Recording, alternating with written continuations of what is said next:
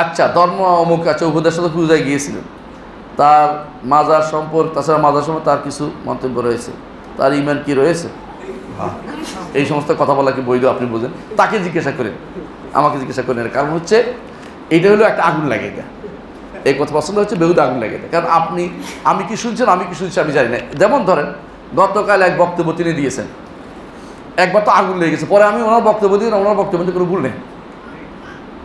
উনি বলছে যে সমস্ত মসজিদ তারা সরকারিভাবে বানাইছে ওগুলির কথা বলছে, অন্যগুলির কথা তিনি বলেন না যে আমাদের অন্যরা হস্তক্ষেপ করবে।